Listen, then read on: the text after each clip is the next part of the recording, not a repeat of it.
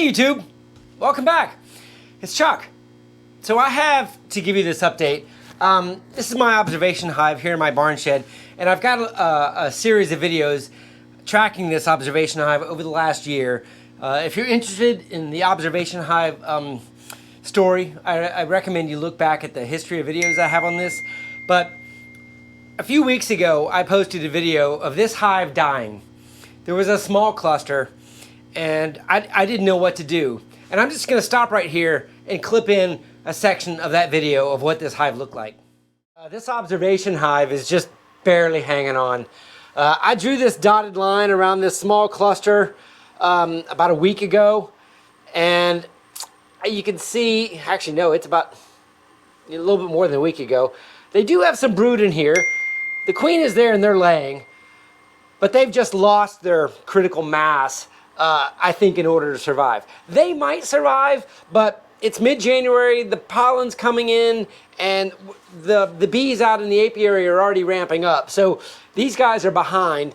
And instead of doing an experiment to see if I can make them survive, I'm gonna try another experiment, which we would also be doing in our apiary if we had a small nuke or even a hive that didn't make it through the winter and you found a small cluster. What do you do in order to give them the best chance of surviving? You give them hatching brood. Not capped brood, but hatching capped brood. And the reason is there's not enough bees in here to keep a cluster warm. There's just, if I put, eggs up here and I brought in a few bees, this cluster couldn't come up here to keep them all warm. I'm assuming that you recognize that hive was going to die.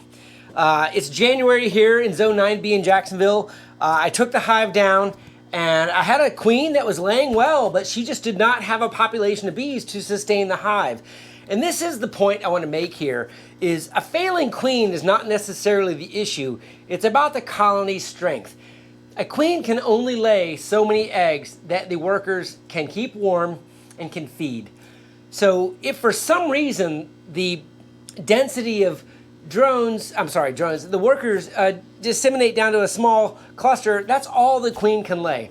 So what I initially did, and look back on that video if you're interested, is I put 2 frames of brood in this hive, and subsequently I put 1 additional frame of brood. This is a 6-frame observation hive, and I did this in the month of January, and it is still January 26th. So I want to show you what it looks like now that I fixed it with this additional brood. You're not going to believe this.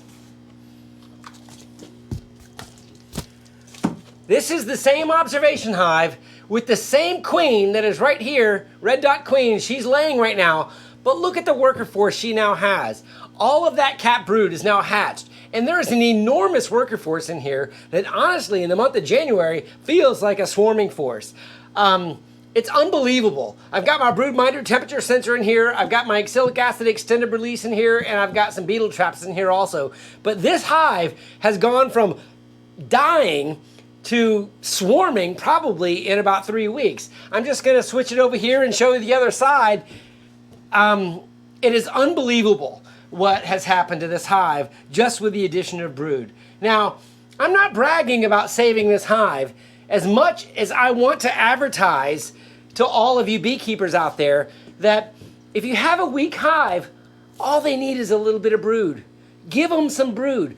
The density of bees that the queen needs to keep the brood warm, to continue to lay more eggs. So she has the physical capability of laying almost 2,000 eggs a day, but only if there is a worker force to feed and keep that brood warm. So while we do this in an observation hive to learn, think about how this applies to your hives out in the apiary. If you've got a small cluster coming out of winter, hey, if you've got some extra brood, that's what balancing is about. Balance your hives. Take from the strong and give to the weak, get them up to the swarm season and build them up. I think I overbuilt this one, but it'll also be fun to watch this hive swarm here in a few weeks, and I can't wait to take you along that journey with me. Anyway, this was just a quick observation hive update. 2024 observation hive. Looks like I saved the hive from a tiny little cluster into what is now a booming hive that is probably going to swarm very, very soon. Hope you enjoy it. Leave a comment below. Let me know what you think. Have a great day, everybody.